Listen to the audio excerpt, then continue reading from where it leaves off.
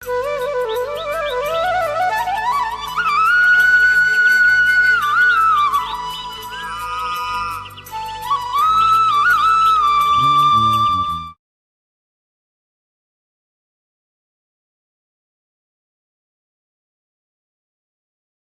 पार्थ, तुम कर्म कर सकते हो, कर्म करने का संकल्प कर सकते हो, परंतु इसका फल पाना तुम्हारे हाथों में नहीं है। हे मधुसूदन, मैं जिस काम का संकल्प करूंगा वो काम तो मैं करूंगा ही।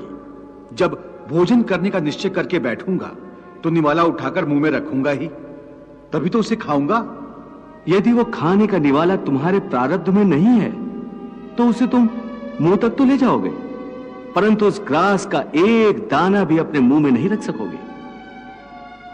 हे अर्जुन, केवल कर्म का संकल्प ही प्राणी के अधिकार में है, उसका फल प्राणी के अधिकार में नहीं है। हे केशव, तुम्हारे कहे अनुसार यदि फल प्रारब्ध ने अपनी मर्जी से देना है तो फिर प्राणी को कर्म करने की आवश्यकता ही क्या है?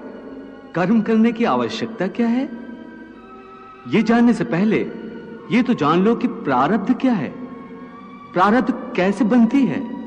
हे केशव, प्रारब्ध क्या है उसे जानने में क्या मुश्किल है?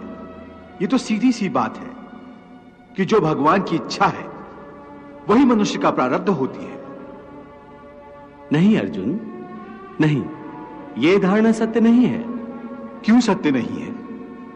क्योंकि मैं किसी के प्रारब्ध नहीं बनाता, ना मैं किसी प्राणी के कर्म अथवा कर्म फल के हिसाब में दखल देता हूं, इसलिए प्राणी की प्रारब्ध बनाने में मेरा कोई हाथ नहीं होता। फिर कौन बनाता है प्राणियों का प्रारब्ध? प्राणियों के अपने कर्म। अर्थात ये कि प्राणी जैसे कर्म करेगा उसका वैसा ही फल पाएगा। अच्छे कर्म करेगा तो अच्छा फल मिलेगा और बुरे कर्म करेगा तो बुरा फल पाएगा।